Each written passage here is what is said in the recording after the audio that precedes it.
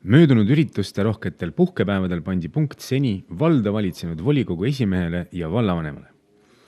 Fraktsioon Kõva on tänaseks oma positsioonid sõna otseses mõttes välja vahetanud lõdva vastu, kuid siiski ligi aasta võimul olles 3 esindajaga fraktsioon on suutnud oma juttudega inimesi ümber sõrmemässida nii reformikate keskfraktsiooni kui ka Jõhvi meie kodu ja fraktsiooni Jõhvi heaks liikmed.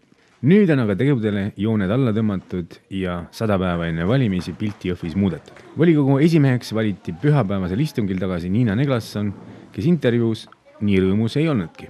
Ega ma ei saa öelda, et ma rõõmus olen, et siin püütakse jätta muljet, et Neglasson on see, kes võimu ihkab, et Neglasson ei saa mõjutada, ma ei ole sensitiiv, ma ei saa mõjutada ülejäänud volikogu liikmeid, et valige mind, et ma olen kõige parem. Lihtsalt need on poliitilised kokkulepped ja hetkel on see kõige mõistlikum variant peale neid umbusaldusi, sest uuel inimesel on lihtsalt raske hakata õppima ja ei ole mõtet ka 2 kuuks panna uut inimest, et pigem see, kes on enne olnud. Peale valimise aeg näitab, mis saab. Volikogu otsuse jõustumise hetkest on Jõhvi uus vallavanem Aleksei Naumkin, kes tegelikult ei ole Jõhvile ju võõras inimene.